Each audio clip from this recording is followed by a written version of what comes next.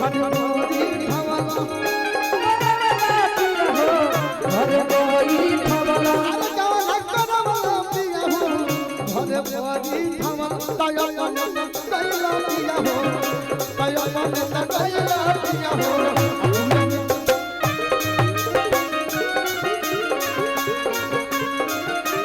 अपन तगैला पिया हो रबी बानी जिया अपन तगैला पिया हो रबी बानी जिया ए सुनी ना अरे वो काहेला ऐसे करैतिया जाना थिया भोर में अगर वो होली में ऐसे करवा हम तो हम नहीं रहबो। देखो पंकज मुखिया जी हमारे गार्जियन आके बैठल हतो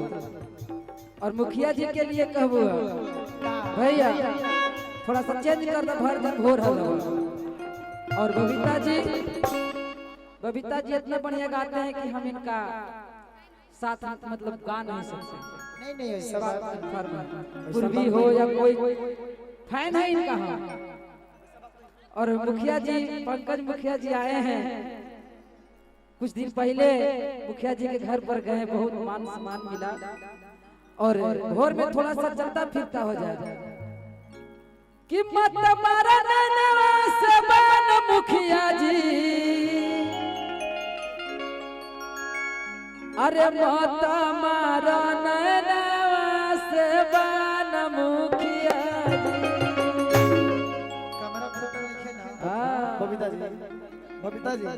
किया गाना में भसुरे हो दुआरा पसुरे हो आ कोठरिया ऊपर देवरे सियान मुखिया जी कोई बोलते रे अब भोर में मुखिया जी देखी पंसौआ कैसे भेजावा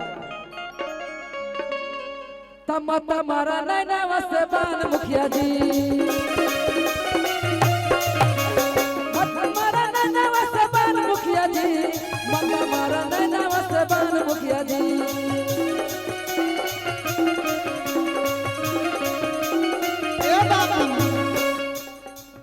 अरे लड़ी लड़ी जाए अरे लड़ी लड़ी जाए लड़ी लड़ी जाए लड़ी लड़ी जाए तत्तर कमरिया पर नजरिया छोड़ी मुखिया जी से नजरिया लड़ी लड़ी जाए मुखिया से नजरिया लड़ी लड़ी जाए मत मारा नैना वसे बान मुखिया जी मत मारा नैना वसे बान मुखिया जी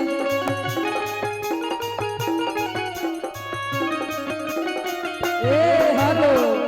मुखिया जी का कहना है कि जेकर भतार नहीं आया होली में अरे बिल्कुल ना घबराना है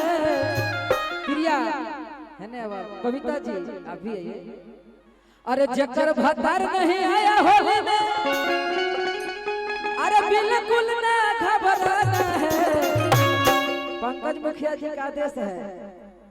तो मुखिया का आदेश है देवर से लगवाना है पूरा पंचायत से लगवाना मुखिया का आदेश है देवर से लगवाना है रजनी ए भैया प्रिया मुखिया जी कहते हैं कि 10 और 20 हजार देबोगे आगे 10 और 20 हजार देबोगे अपन सौआ देखा के मजा मार लेबोगे अपन सौआ देखा के मजा मार लेबोगे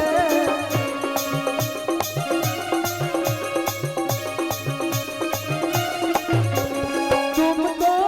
धोखेबाज हो वादा करके भूल जाते हो अरे तुमको धोखेबाज हो रोज रोज तुमको सदम ऐसा करोगे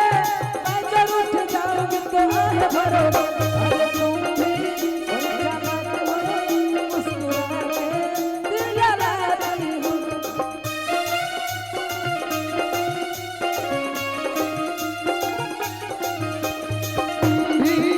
बड़ी चालाक हो मुस्कुरा के दिल जलाती हो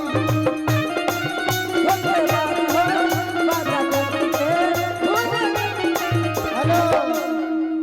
बड़ी हानि करत मन काहे हो तो भैया काहे ऐसे करत है मेजर दिखाई दे था अरे उतने जितना भाव था कहूं से बजाओ ना एगो गीत के भाव